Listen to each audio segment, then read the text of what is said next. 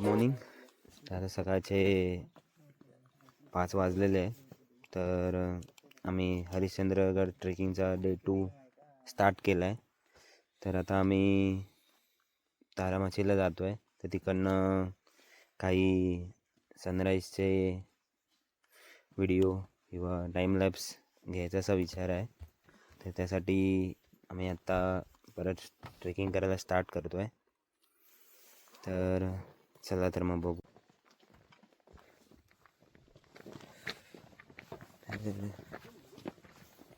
हे अशा प्रकारे सकाळीच 5 वाजता आमची परत ट्रेकिंग सुरू झाली आहे. तर थंडी एवढी नाही आहे जास्त, लमसम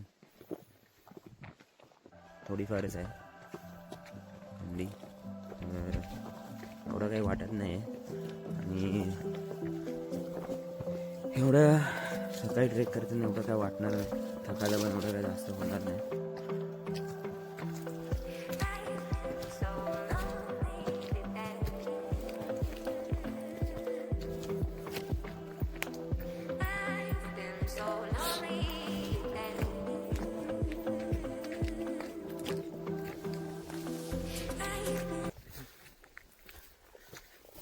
तरी तुम्ही बघूच शकता की कशा प्रकारे जरा वाट खूप कठीण आहे.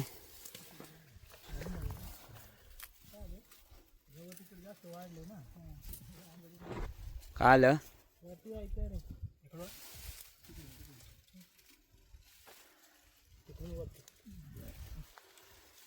हे इथून पाठीमागच्या साईड इकडे गवत वाढले ना जास्त. हां ए कुठे तर अशा प्रकारे थोडासा रस्ता चुकल्या कारणामुळे आम्ही काय ते जाऊन बघतात. अर्धा तास घ्या चालेल. झोपायचं काय तुला? बरोबर एकदम खाच्यांमध्ये दे पाय. आता तिकडे हां त्या गवताच्या इथे दे पाय. बस ये इथे दे. ये रे पटकन. हा मी मेल्या मग तोपर्यंत एखादा दुसऱ्याला पुढे पाठव ना. असं तर या आमच्या अशा पब्लिकला जरा सकाळी सकाळी प्रोत्साहन देतो. मेहनत करावी लागते आहे. यापुढे मला वाटत नाही परत त्याच्या कधी ट्रेकला येतील. ते मोबाईल ठेवून दे खिशात, आम्ही बॅटरी दाखवतो. हा बाबा उलटा उत्तर आहे. मोबाईल खिशात ठेवून द्या. मोबाईल खिशात ठेवून द्या. इथे मार जरा. तिकडून ये तिकडून ये. हे मोबाईल खिशात ठेव, बॅटरी दाखवतो. अरे ये रे. हा घाबरू नका, घाबरला तर येऊ ना. एकाने या एकाला बॅटरी दाखवतो. खाली पेट खाली पेट. नको थांब नको. मोठा दगड आहे तो. खाली फुकटचा कोण घासल वगैरे कोणाला लागलं वगैरे तर होईल. आपल्याला कोणाला लागणार नाही ना. पुढे बोलतो पुढे आहे बॅटरी दाखवतो. मी जाऊ पुढे. त्या झाडाला घेऊन ये बरोबर. आम्ही सुमारे 5ला चालू केलेलं तारामध्ये पिकला गेला. तर आता ऑलमोस्ट 6 वाजले. तर आम्ही तारामध्ये पिकच्या एकदम टॉपला पोचलेलो आहे. तुम्ही जसं की बघू शकता की हा एकदम शेवटचा पॉईंट आहे. तर इथून तुम्ही व्ह्यू बघू शकता की किती सुंदर प्रकारे असा व्ह्यू दिसतोय. जसं की ते छोटी छोटी घरं आहेत ते असं वाटतात की जसं की छोटे तारेच आहेत एवढ्या पीकवरनं. तर आता आम्ही थांबायचा विचार केला आहे कारण की थोड्याच वेळात सनराईज होईल. तर इथे टाईमलॅप्स लावून आम्ही इथे थोडं रेस्ट करणार. त्याच्यानंतर मग इथून मग कोकणगडासाठी वाटचाल पुढे करणार.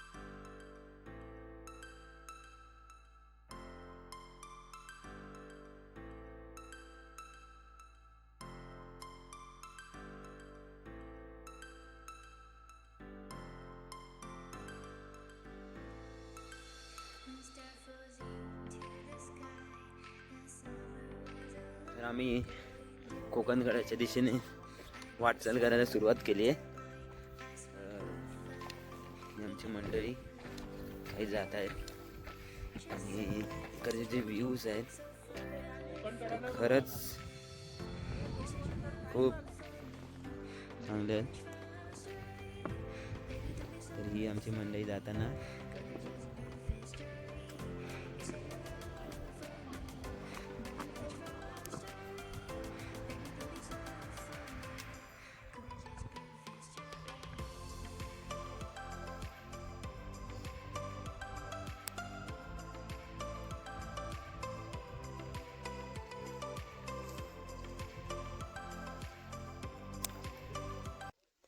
तर इथे काही मशागत चालू आहे आमच्या काही मित्रांची. तर इथून आम्ही हा आमचं डेस्टिनेशन आहे कोकणकडा. तर त्या वेने आम्ही चाललो आहे. तर हे एक मोस्टली प्लेस आहे की जिथे मीन्स असं दगडांचं चांगलं स्ट्रक्चर आहे. तर मोस्टली पावसाळ्यात माझ्यामध्ये तरी इथून वॉटरफॉल येत असेल. तर मग ही जी हा जो रूट आहे तो मला वाटतं पाण्याचाच रूट आहे. तर तिथेही बघू शकता तुम्ही. म्हणजे हे जसं की नैसर्गिकरित्या निर्माण झालेली गोष्ट आहे ही.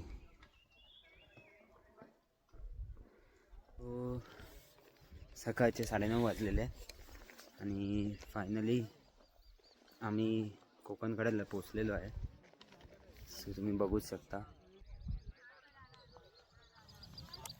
बॉर्डर आहे ना डायरेक्ट डीप आहे ना म्हणजे ते त्यांनी फेन्स लावले लोक पळून तिकडनं पडून कसं तू आपल्याच आपल्याच पडशील. दॅट्स फाईन डायरेक्ट नाही पडला. तर कोकणकड्याचा ट्रेक केल्यानंतर आम्ही पोचलो आहे तिथे असलेल्या हरिश्चंद्रगडच्या इथे तो गुफांमध्ये. जसे तुम्ही बघू शकता या 2 इकडच्या प्राचीनकालीन गुफा आहेत असं म्हटल्या जातात. तर मी तुम्हाला आतमधून दाखवण्याचा प्रयत्न करतो.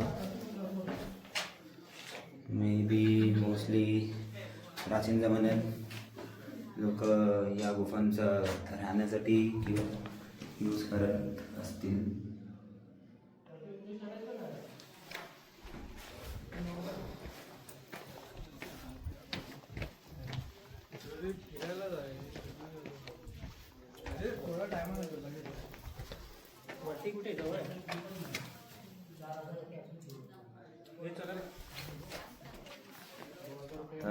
इथून ते ट्रेकिंगचे जे दादा आहे ते म्हणतात की इथून जवळच अजून एक मोठी गुफा आहे.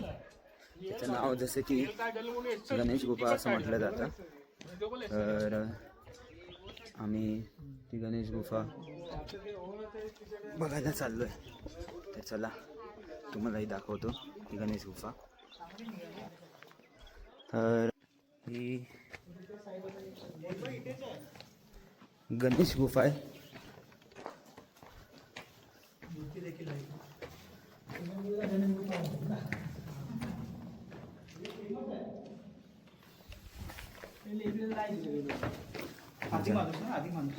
आधी माणूस नाही माणसं गणपतीचा फोटो दिसते.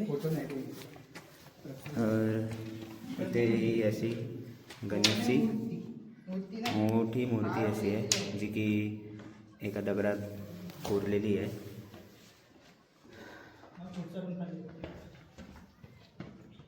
तर ते गायडर त्यांच्या म्हणण्याप्रमाणे इथे आधी खूप लोक राहायची. तर त्यांनी ह्या मूर्त्या बनवलेल्या आहे. तर त्यामुळे ह्या गुफेला असं गणेश गुफा असं नाव पडलेलं आहे. तर इथून आता आम्ही हरिश्चंद्रेश्वर आणि केदारेश्वर मंदिर बघण्यासाठी जात आहोत. आता आम्ही हरिश्चंद्रेश्वर मंदिराच्या ठिकाणी आलो आहे. तर त्यांचे तुम्हाला दर्शन.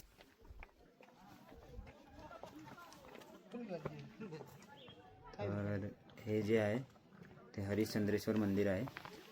तर त्याच्यातला समोर मंदिर. तर आता तिकडे जाऊन आम्ही काही क्लोज शॉट्स घेणार आहे, जसं की आतमध्ये पिंडी आहे. तर असं बोललं जातं की ते जे मंदिर आहे ते 4 खांबांवरती उभं होतं. तर ते 4 खांब म्हणजे असे 4 युगाचे प्रतीक आहेत असं म्हणलं जातं.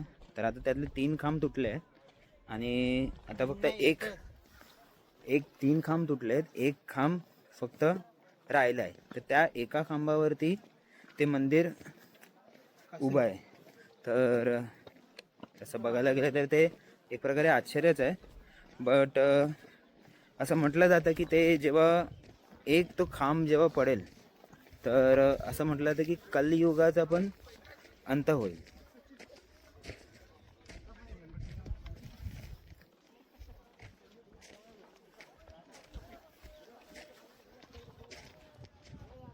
तर आम्ही आता तिथेच चाललो आहे, त्या केदारेश्वर मंदिराजवळ.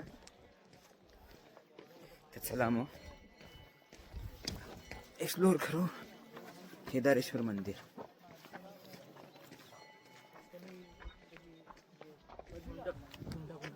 तर हे केदारेश्वर मंदिर जवळ एक छोटंसं कुंड आहे.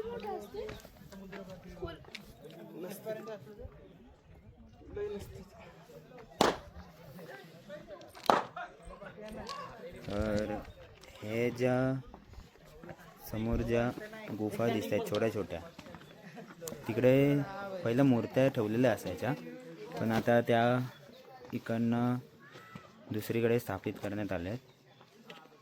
तर पब्लिक मोस्टली याचा फोटोशूट वगैरे करण्यासाठी यूज करते. तर आम्ही ते केदारेश्वर मंदिरच्या इथे पोचलेलो आहे. ते जरा लोक जास्त आहे. आज मला वाटतं सॅटर्डे असल्या कारणाने इथे पब्लिक जास्त आहे.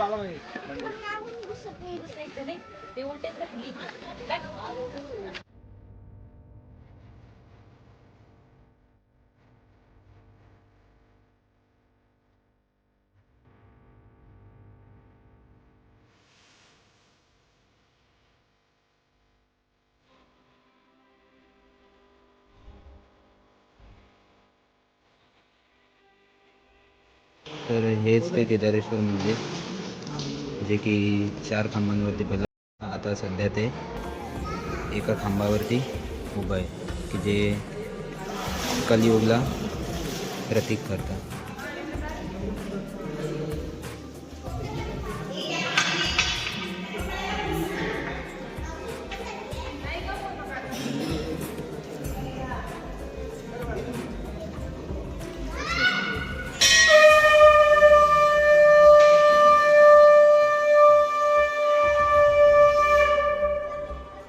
तर आम्ही ते केदारेश्वर मंदिराकडून नंतर मग इथे आम्ही आमच्या बेस कॅम्पला आलो, की जिथे आम्ही कॅम्पिंग केलेली.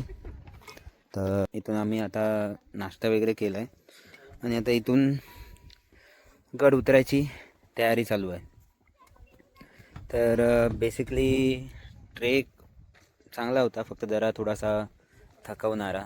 थोडी मजा पण आली आणि थोडं थकायला पण झालं, बट स्टील इट्स ओके. तर ज्याला कोणाला मीन्स असं बोलतात की गावासारखा एक्सपिरियन्स करायचा आहे किंवा असे गावरान जेवण किंवा मीन्स असे गड वगैरे एक्सप्लोर करायला आवडतं, त्याच्यासाठी ही जागा खरंच चांगली आहे. मोस्टली बघायला गेलं तर मी एवढ्या दिवसामध्ये कधी मुंबईमध्ये असताना तारे वगैरे बघितले नाही, जे की मला इकडे जी रात्र घालवली त्याच्यामध्ये ते तारे वगैरे बघता आले. कारण की आपल्या मुंबईमध्येच पोल्युशनच तेवढं आहे की त्यामुळे त्या सगळ्या गोष्टी दिसत नाही. तर बोलत ना ते रोजच्या दगदगीतनं किंवा पोल्युशनपासनं वगैरे लांब असं जर यायचं असेल, कोणाला आवडत असेल तर हे बेस्ट आहे.